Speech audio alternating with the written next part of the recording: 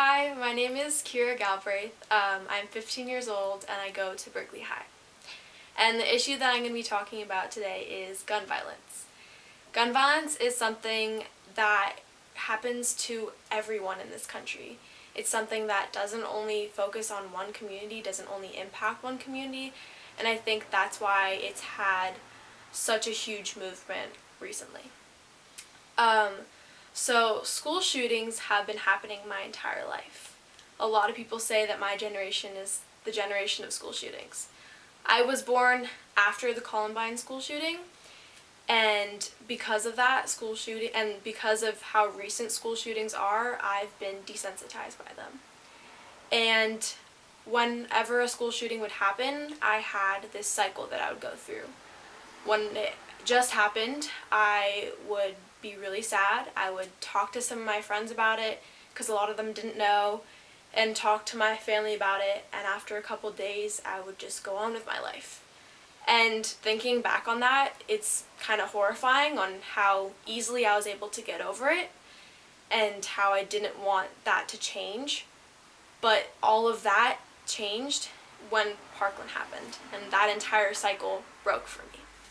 Parkland was the first time that I was old enough to really understand what had happened and how many lives had been lost. And as soon as I heard about it, I went through the New York Times and read every single article that had something to do with Parkland. And I wanted to make sure that I knew what was going on, that I was completely educated about it. And unfortunately, I was the only one that surrounded me that broke that cycle. When I went to school, my teachers didn't really talk about it except for my Spanish class. And that was really horrifying to me, and I wanted to make sure that my entire school broke that cycle, because the students at Parkland they had turned all of their pain into something productive. They inspired the entire nation. They had the first nationwide walkout and inspired so many people to make a change and that their voice mattered. And I decided that I wanted to do the same thing. And so I started that with my school's walkout. So this walkout was really special. Although Berkeley High is known for having so many walkouts, this one was really unique in the way that it was planned. So the people who planned it were from about 7 different clubs, and it was the leaders from all those clubs. So some of the clubs were the GSA, the Muslim Student Association, Black Student Union, Students Demand Action, Best Buddies, and the club that I'm a part of, Amnesty International. And because we had so many people from so many different walks of life, we were able to represent so many different points of views on this subject of gun violence. So we planned this walkout over about 3 weeks, and we were constantly going back and forth on what we wanted to do.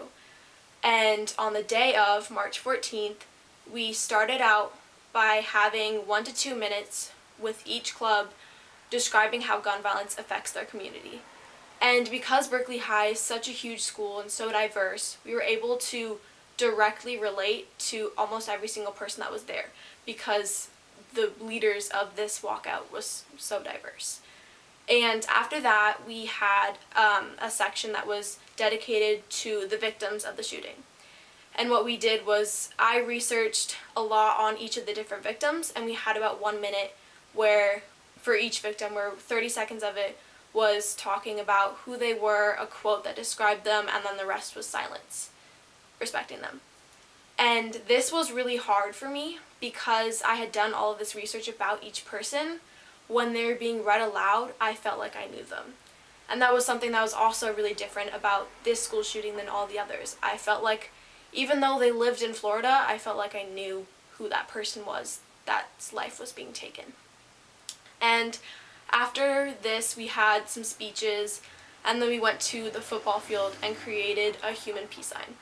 And this was so moving for all of the leaders and everyone that was involved, because it was pouring with rain, and the peace sign looked as colorful as my school, because my school is very diverse, and the peace sign had so many different colored umbrellas, and everyone was huddled together, and it was really a special moment where everyone was remembering the lives that were lost and showing that we don't stand for this gun violence, we stand against it, and we only want peace.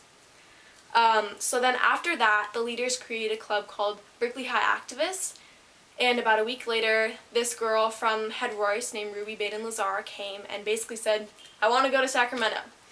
And the month after that was crazy hectic. We had a meeting at my house where we talked about how we could incorporate voter registration, where we talked to Tabitha Soren from MTV's Rock the Vote, and we decided that we were going to actually do this, that we were going to go to Sacramento and talk to legislators and talk to the people that were voted into power and have our voices be heard.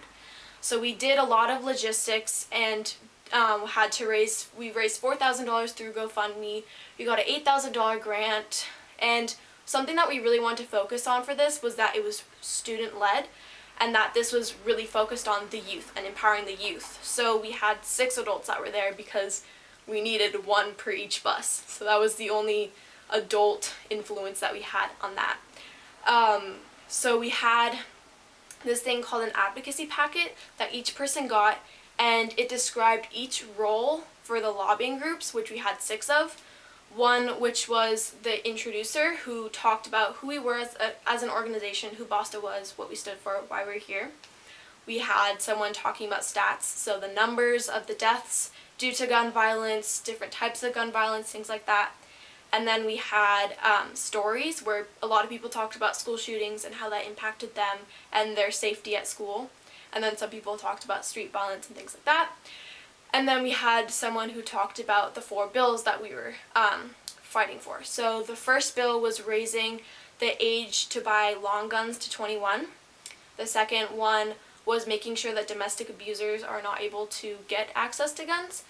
The third one was making sure that police officers had to register firearms in the system within 3 days of getting them. And then the last one was making sure that there was no fee to court when people tried to register for a restraining order against a gun. So those were the bills that we were focused on, and the thing that was most important about our advocacy packet was that it had all the information that any person could ever need. We wanted to make sure that we did all the backstage work and that the students were the star of the show. We wanted to make sure that their voices were being heard and that they had the confidence to talk to these adults and these legislators to make sure that they were being heard in this discussion on our future. So overall, our lobbying trip had about 200 to 300 students, and we visited every single office in the Capitol. We were able to have each student have about 2 different scheduled meetings because we had emailed legislators before and scheduled meetings with them. But because students were so inspired and so empowered, they decided to just go off and knock on people's doors and say, hey, I have something to say, you're gonna listen to me.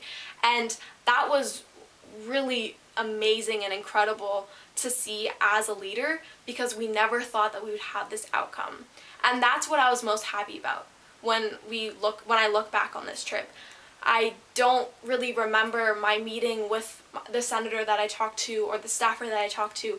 I remember the feeling afterwards and how every single person around me was so hopeful, and they wanted to do it again, and they wanted to talk to more people, and they kept on coming up and thanking us for giving us the space for them to have their voices be heard. And that was the most powerful thing and the best reaction that we could possibly imagine to get. So BOSTA as an organization is a nonpartisan organization, and we're focused on creating a network and a platform for high school students and youth in general to use to let their voices be heard, because we know a lot of us aren't old enough to vote, but all of the things that are being voted on, all the things that are involved in politics directly impact us and every single person in this country. And so we want to make sure that we give a space where people's voices can be heard. So our future events, the most upcoming and soon one will be in October, which I'm leading, which is a town hall. And our mission for this town hall is to have voters be as educated as possible. Like I said, the majority of the people in our organization can't vote, so we want to make sure that people that can know what we stand for, what's actually going on, and they know what's being voted on. And so we know that as youth we can sway our parents' votes, and so we want to make sure that our voice is being heard through our parents and through the voters that actually can vote. And the second thing that's going to be happening soon is another lobbying trip in January, and this one is going to be different because of obviously the time. This in January is when all legislators choose what bills they're going to be focusing on for that season, so you want to push those bills and get it right when they're focusing on them. And we're also trying to get this on a national wide. We want to make sure that every student in every state has the possibility to do this. So over the summer we're building relationships, and through our experience with the April lobbying trip we're able to provide assistance and aid for other people in other states. BASTA stands for Bay Area Student Activists, and we represent about 30 schools, public, private, charter, and homeschool. And the thing I want everyone to take away from this is that although a lot of my activism career was inspired by gun violence and BASTA's first event was inspired by gun violence, the world doesn't only have one issue, and activism doesn't only focus on one issue, and anyone can make change in anything as long as they're passionate.